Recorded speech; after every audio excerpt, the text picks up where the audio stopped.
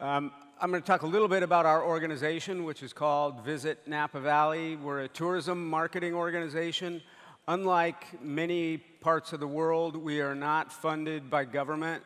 The government does not run tourism marketing in California.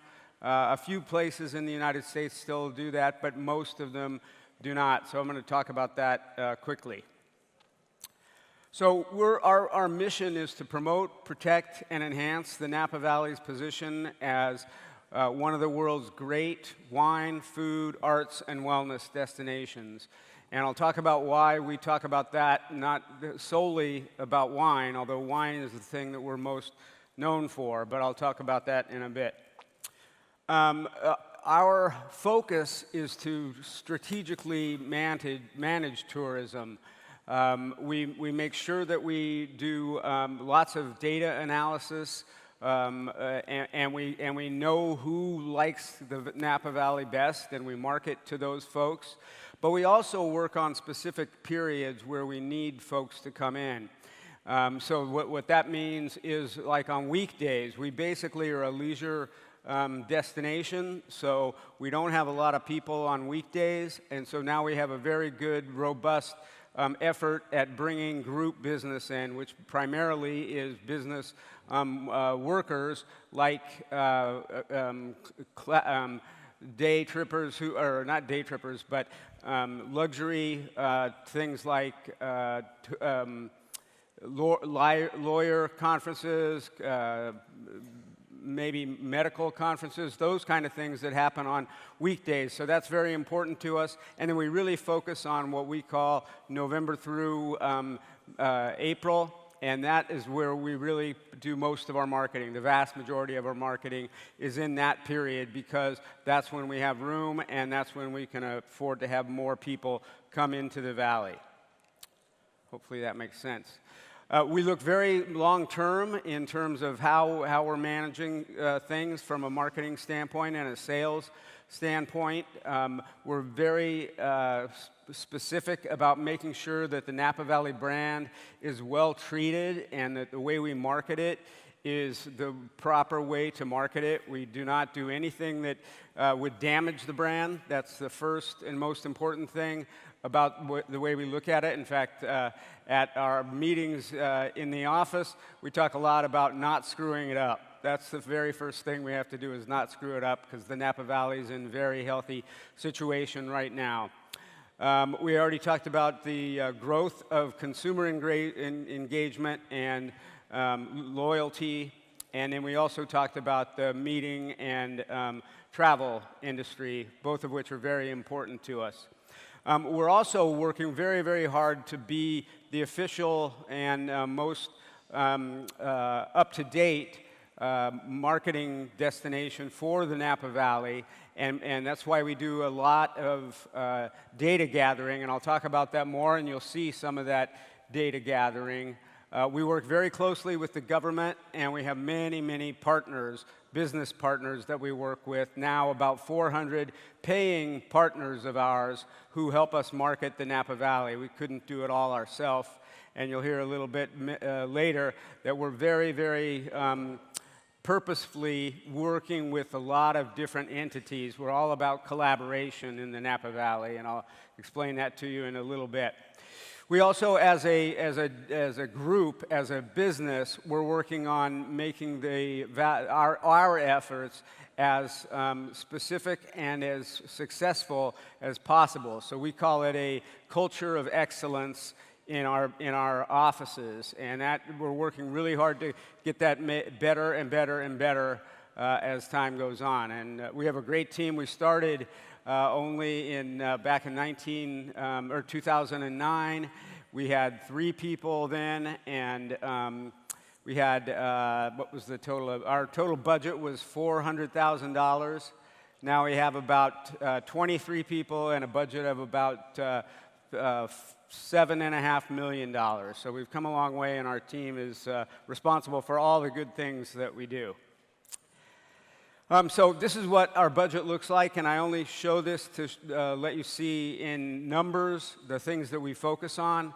Brand marketing is the number one thing that we do, but sales is right behind it, and they're both different and help us in different ways. Our budget for salaries and other things like that we keep very small. We work very closely with community, which is the part called community relations, and we do a whole bunch of research, which we'll get to in a few minutes. We also run what we call the Welcome Center. There are 5 welcome centers in the Napa Valley, so people, and it's, you know, the whole valley is about 35 miles long, so about 50 kilometers long, very tiny, but with lots of opportunities for people coming into the valley to learn things from all these welcome centers, and we help manage all of those. And then we do a lot with the government, as I think I already mentioned. Oops, sorry. So a brief history of the Napa Valley. The arguably second only to the great climate we have and the soil that we have, one of the most important things is a thing called the Napa Valley Agricultural Preserve that was put in place in 1968. It was the first agricultural preserve put in place in the United States. And what that has done is to make sure that the Napa Valley will stay in agriculture for at least another 40 years. It's already been in place for 40 years, and that's gotten approved already, and we're actually celebrating the 50th anniversary next month in April. But without this, because we are about the exact same distance from San Francisco as what's now called Silicon Valley, which used to be called Santa Clara Valley, without this protection, we would look very much like Santa Clara Valley does now. And let me show you some pictures. So in 1940, these pictures were taken from airplanes. And so you can see on the left-hand side the Napa Valley, and you can see on the right-hand side Santa Clara Valley. So they look pretty much the same, and they were both very much agricultural. If you go to 2005, however, the Napa Valley looks almost the exact same as it did in the 40s. Santa Clara Valley looks nothing like it did in the 40s, and it's basically, it's all pavement and buildings, and it's doing, you know, great things for the world economically because of the Silicon Valley, but it definitely is not agricultural. And if we did not have that agricultural preserve, we would have been exactly the same, and the Napa Valley would not be a great wine region. So very smart, forward-thinking folks made that happen for us. Another really important one, and you may have read about this over the years, but in 1976, a gentleman from Paris, a young man, wanted to get his wine shop on the list in Paris to get him a name, and so he brought wines from different parts of California, but especially Napa Valley. And the tasting was in Paris. The judges were all Parisian, or French anyway, and so they had this very big tasting, and it was all blind. And luckily for the Napa Valley, luckily for California, the 2 winning wines were both from Napa Valley. So Cabernet Sauvignon from Chateau Montelena, Chardonnay from Chateau Montelena, and also the Cabernet from Stag's Leap Wine Cellars. And the French blew up and thought it had to be fixed. But it was the real thing, and the judges were correct. And that ended up being on the cover of Time magazine, which back then, before digital marketing, was super, super important and helped the Napa Valley get its commercial start. So we're only, as I mentioned already, about an hour away from San Francisco, which is good for us in non-peak periods because it makes it easy for people to come up from San Francisco. The challenge, though, is that most of the people who come up from San Francisco just come up for the day, and from an economic standpoint, we do much better, and our properties and our partners do much better if people stay overnight, and I'll talk about that momentarily. The valley itself is only, as I said, very small in size. It only is between about 6 and 10 kilometers across, and as I mentioned, about 50 kilometers long. It has a good number of wineries, almost 500, but the vast majority of them are tiny. So, and 95% of the wineries are family-owned. And there was someone else earlier today talking about appellations or geographical indications. We have 16 sub-appellations within the Napa Valley in that small space. And the reason why the Napa Valley has such a diverse topography and climate is because we're so close to the Pacific Ocean, and that's a very cold body of water. Which means the further south you go, the more cool it is. So the vineyards each have different varieties that they grow in different parts of the valley.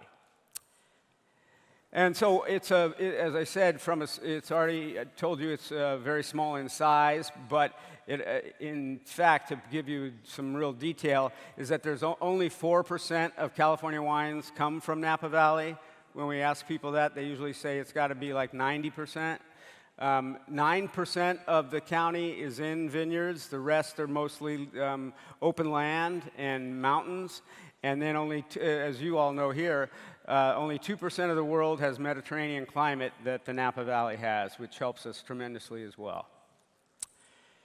The economic impact for Napa Valley is amazing, again, given its size. The economic impact for Napa County is about $13 billion. By far, per amount of wine is the highest level for any wine region in California and in the United States. And if you go to the United States, number $50 billion is produced by the Napa Valley throughout all the sales and efforts around Napa Valley wines. It creates in our valley almost 50,000 jobs, and nationwide it's almost 303,000 jobs, so it's very important economically.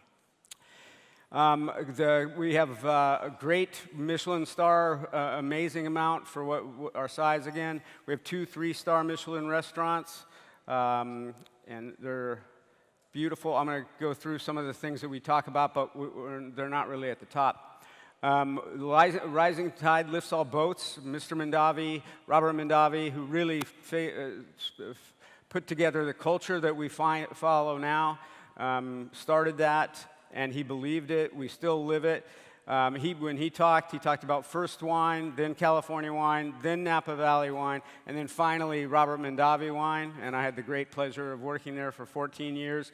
He shared things with anybody who needed help on a regular basis, and helped as many people as he could, and it's really what put Napa Valley on the map, because everybody works together, and that's still the case. Real quickly, I want to show you some details that are interesting, I think. One is that now we get over 20% of our visitors come from outside the United States, which we certainly didn't have that 5 years ago.